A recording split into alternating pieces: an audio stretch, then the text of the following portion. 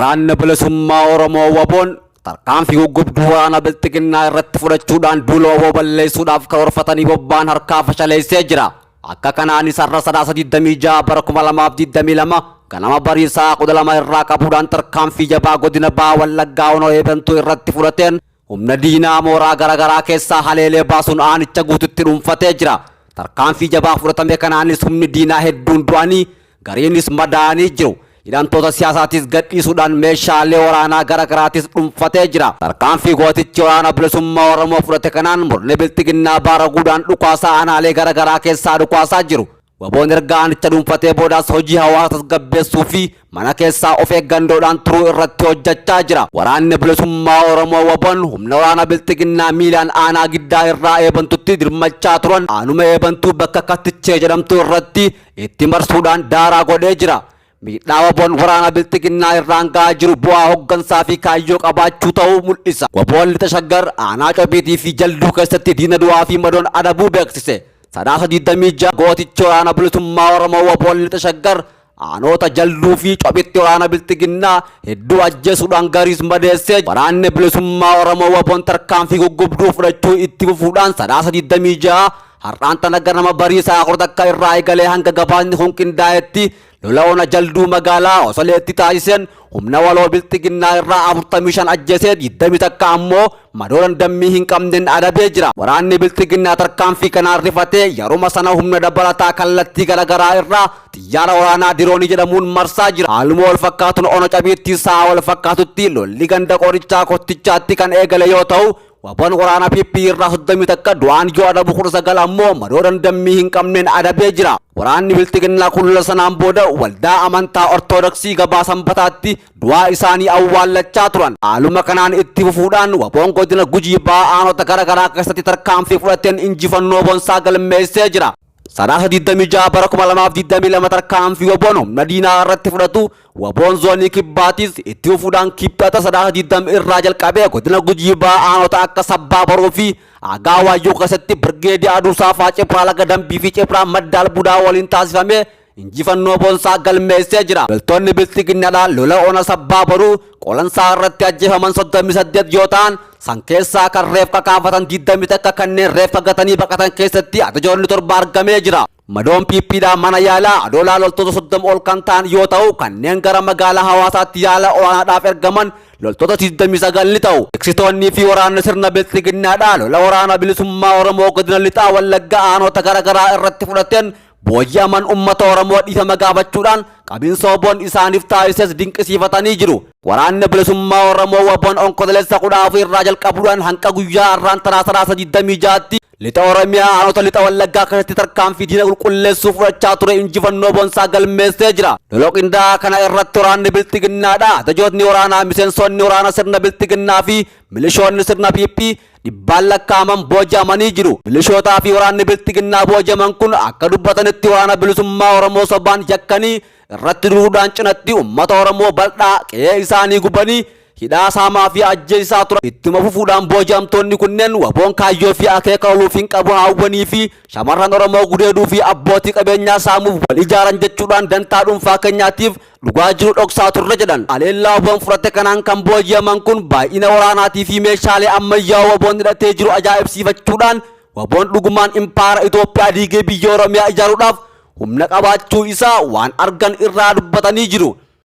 Waraanni bilxiginnaa kanneen kunuunsa WBO'n isaaniif taasise dinqisiifachuudhaan dhugumaan WBO'n waraana naamusa waraanummaatii fi aantummaa uummata Oromoo qabu ta'uu isaa fi waraana seerota waraana addunyaa eegu ta'uu isaatis dabaluudhaan addeessanii jiru. Dhuma irrattis hojii farrummaa uummata Oromootii fi qabsoo bilisummaa Oromoo irratti raawwachaa turaniif dhiifama gaafachuudhaan barnoota siyaasaatii fi xiinsammuu kennameefiin gammaduudhaan achii ba'an hawaasa keessaa akka ittiin sabboonummaan Oromummaa jiraatan irratti hubannoo guddaa argachuu isaanii miidiyaa waraanni bilisummaa Oromoo dhimma itti ba'u arraata biyyoolessa Oromiyaa irratti dubbatanii jiru. Duulli qindaa'aan hidhattoota fannootiin gaggeeffamaa jiru aanaalee godina Horroo Guduruu Wallaggaa adda addaa keessatti hammaatee itti fufee jira jedha jiraattonni. Aanaa Horroo Bulluq magaalaa Saqalaa Jaardagaa Jaartee Amuurii fi magaalaa Agamsaa keessatti hidhattoonni fannoodha jiraattota butuu fi ajjechaa raawwachuu ammeessanii itti fufanii jiru. Godina Horroo Guduruu Wallaggaa bakkeewwan duulli qindaa'an hidhattoota fannoo itti gaggeeffamaa jirutti lubbuun namoota nagaa darbuu manneen jireenyaa gubachuu fi qabeenyi saamamuun adda citee hin beeku jedhan jiraattonni ilmaan Oromoodhaa godinichatti sababa tokko malee guyyaarraa gara guyyaatti ajjeefamaa jiru jedhu maddeen. Aanaalee godinichaa kanneen akka Horroo Bulluq Saqalaa Jaardagaa Jaartee Amuurii fi magaalaa Agamsaa keessatti hidhattoonni fannoodha jiraattota butuu fi ajjechaa raawwachuun gara buufata isaaniitti deebi'aa jiraachuu maddeen keenya gara sirraa dubbisne himanii jiru. Miseensonni raayyaa ittisa biyyaatii fi poolisoonni federaalaa magaalaa godinichaa shaambuu buufatanii turanis rakkoon jiraatullee gara aanaaleetti hin bobba'an jedhu. Jaarsoliin biyyaa gurmaa'uudhaan dhimmicha irratti bulchiinsoota godinaa dubbisuudhaaf yoo yaalan amma waraanni bilisummaa Oromoo of keessaa baastanitti dhimma keessan nu hin ilaallatu jechuudhaan deebisaniif. Duulli qindaawaan tibba kana godinicha keessatti humnoota fannootiin baname yakkeewwan namoomaa fi sarbamiinsa ulfaataa galmeessaa jiraatus mootummaan dhimmicha akka dhageettii hin argannee fi nageenya waaraa buusuudhaaf sochii gochuu dhabuurraa darbee gara jabina dabalataa bakka hedduutti niitoorkii balleessee jira jedhu jiraattonni. Humnoonni fannoo daangaa cabuudhaan duula bananii jiran kun ammoo kan yeroo kamiyyuu caalaa of ijaaranii bobbaafamaa waan jiraniif sodaa guddaa qabna jedhu jiraattonni. Manni Oromoo bal'aan sagalee akka nuuf ta'u dhaammanna kan jedhan jiraattonni godina Horroo Guduruu Wallagga dhaabbilee mirga namoomaatii fi miti mootummaadhaa akkasumas iji miidiyaalee addunyaa gara isaanii akka mallataniif dhaamanii jiru. Naannoon Oromiyaadhaa naannoo tasgabbiin irraa fagaatte taatee itti fuftee jirti. Torbaanota lamaan darbanitti lolli kudha takka Oromiyaa keessa turuu gabaafame.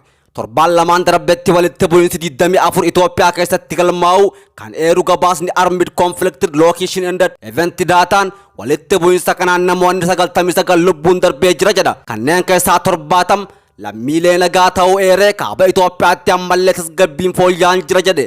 Taateewwan wayitaawaa walitti bu'iinsaa fi iddoowwan isaanii gabaasuudhaan kan beekamu Armed Conflict Location and Data Eventiin gabaasa baaseen kaabni Itoophiyaa torbaanota dhiyoo as haala armaan dura turerraa tasgabbiitu irraa mul'ata jedhe. Garee wal waraanan mootummaa Itoophiyaatii fi humnoota Tigraay erga waliigalteen nagaa buusuu mallatteessanii as waliigalteen isaanii hojiitti hiikuudhaaf karoora baafatanii hojii eegalaniitu jiru.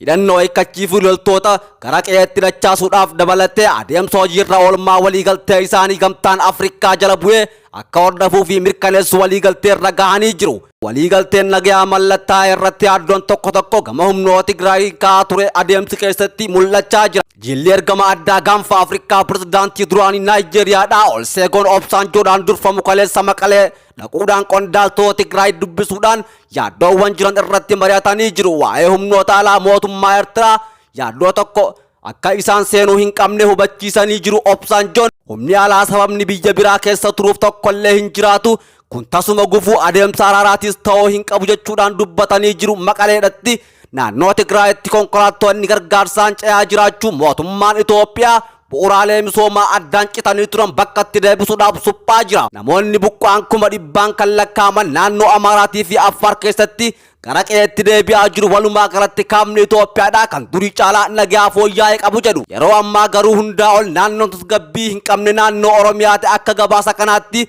naannichatti sadaasa 12tti walwaraansi kudha takka galmaa'eera. Kanneen keessa lola hidhattoota mootummaa fi waraana bilisummaa Oromoo gidduutti turedha. Salaalee aanaa Darraa magaalaa Gundoo Masqalii fi Gandii Daayii Gujii lixaatti aanaalee Dugda Daawaatii fi Surroo Barguddaa Shawaa baatti aanaa Fantaallee Wallaggaa baatti aanaan Hoomaa Hagaloo Shawaa lixaatti naannoo Waddeessaa fi Wallaggaa lixaatti Beegiin bakkeewwan lolli hidhattoota mootummaa fi waraana bilisummaa Oromoo gidduutti itti adeemamaa turedha.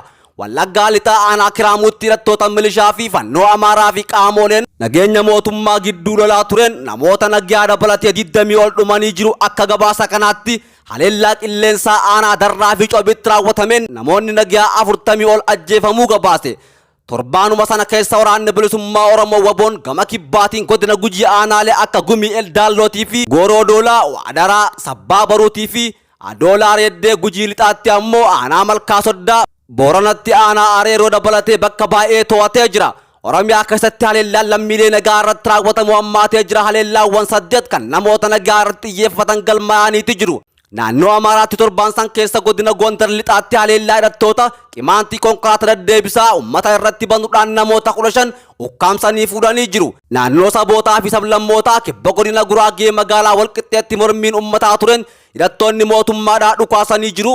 Miidhamni dhaqqabe garuu hin jiru jedha akka gabaasa kanaatti.